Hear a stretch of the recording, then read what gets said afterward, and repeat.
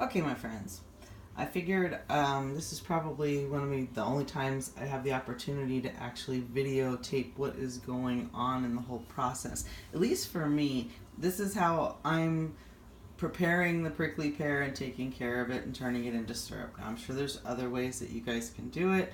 This is what's working for me because I don't want to put them on fire. A lot of things say, oh, you can, flame the outside of them to get rid of these horrible little prickly things that I'm well aware of. Trust, I picked all these. I know what that feels like. I don't have time to go through hundreds and flaming them individually, so I looked up a few more sites that were so we could, blanch them. So that's what I have been doing. I have been taking them, boil them, boil it off just a little bit, put them in the hot water, then I take them on over here, rinse it off again, and that takes off a whole bunch of the horrible little glochids or glochids or however you pronounce that sit on the outside of them. Gets rid of all the nasty, at least a decent amount. Then with me having the issues that I do, I don't want to deal with a lot of those, so then I put them in the next batch, and that's where these guys are just soaking in more water. I can see more of that stuff is coming off, so it just makes them easier for me to deal with.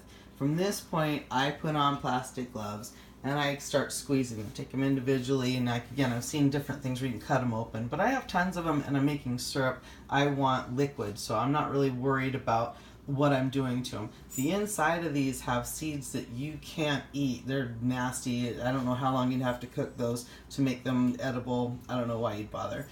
So anyway, so I take them and I kind of pop them open and drain them. And this kind of contraption is what I came up with. And then from that part, I take the pulp and then I throw it in here, again draining more juice.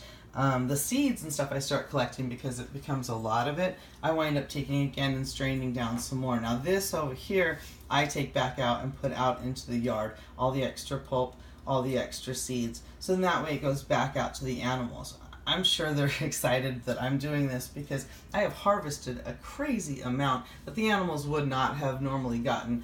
The javelinas surely take over. I also saw some that were a little bit different color than the rest of them, and I'm not sure if they're any different. So I'm going to do that batch separately so we can check it out that way.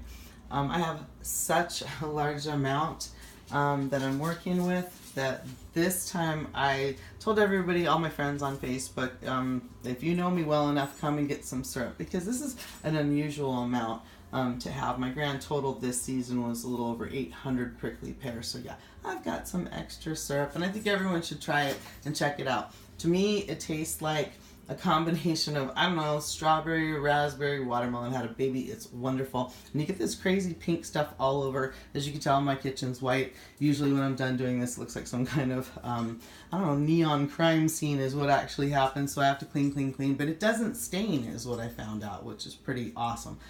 So I was covered in pink, but found out it didn't stain everything that I owned.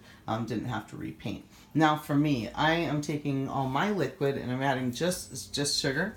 And I'm putting it into this amazing pot. This pot is old. This is from my husband's grandma. She passed away in her 90s.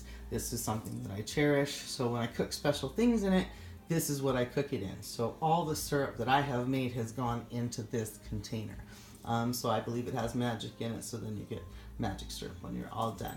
And for us, we put the syrup on top of French toast. We've done it on crepes.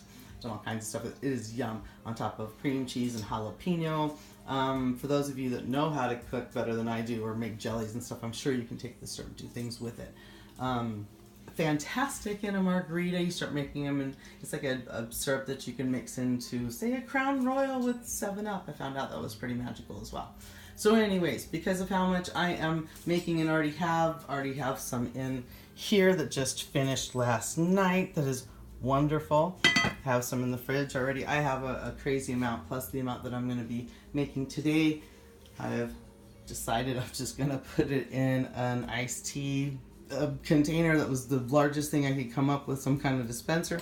Told everybody, like I said, if you have your jars, come on out, bring it.